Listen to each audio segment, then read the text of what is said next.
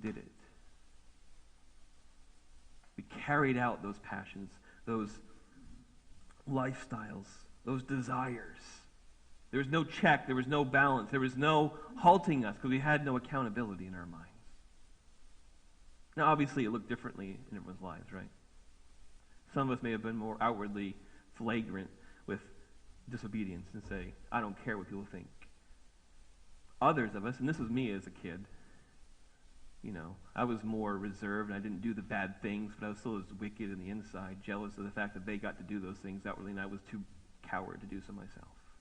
So though I may not have acted outwardly the same way as some people looked at around me, I was just as wicked inside, broken, longing for the evil they were willing and courageous enough in my mind to go after.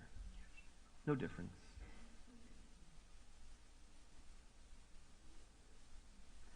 And we're by nature children of wrath like the rest of mankind.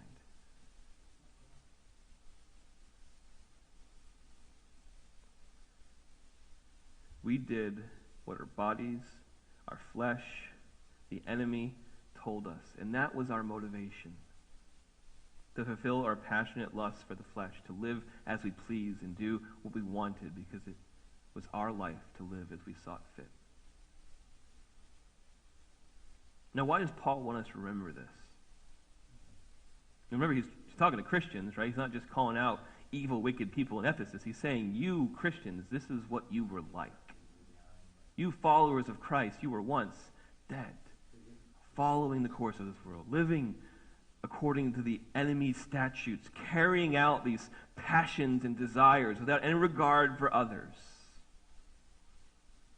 Well, I think there's two reasons he reminds us. And firstly, so we might always remember from what we have been saved. We were not upgraded from coach to first class. You realize that, right? You weren't just merely given like a bump up in the so now you get like a bigger space and they give you cooler food and I don't know, I've never been in first class, but on a plane, but I imagine it's nicer, right? They didn't just, take you out of the cramped space and it's like, people around you and babies crying and trying to fall asleep and you can't because you can't, you have your tray, but the person in front keeps moving and you're afraid your drink's going to pop over and it was just uncomfortable, Maybe not most pleasant or happiest, but it was manageable. And then God came in His grace and He bumped you up to first class.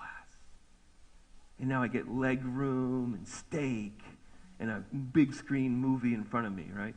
That's not what God did.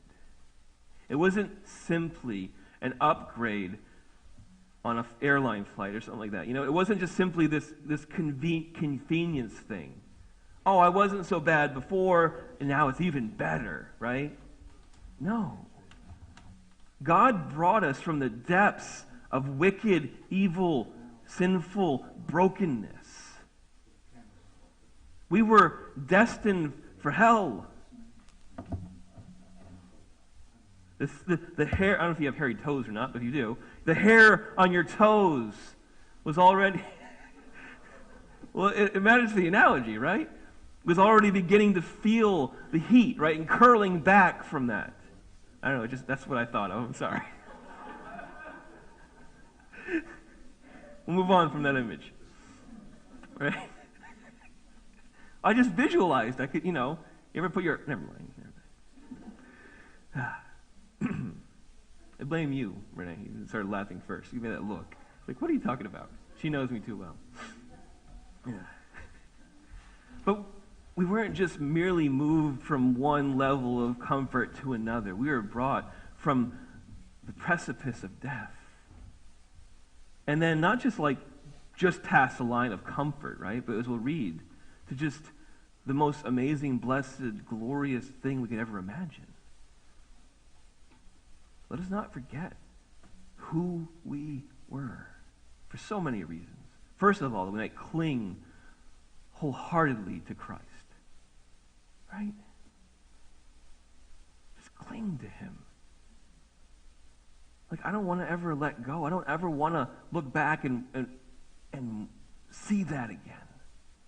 And the beauty of the gospel, in Ephesians 1, he says, right? When you received the Holy Spirit, you were where is it? Verse 13. In him you also, when you heard the word of truth, the gospel of your salvation, believed in him, were sealed with the promised Holy Spirit, who is the guarantee of our inheritance until we acquire possession of it, to the praise of his glory. Right? I don't have to worry about those things dragging me back. Now, I still may fall into sin and not walk as I ought, but my state before God now is no longer dead, as we'll see in verse 4.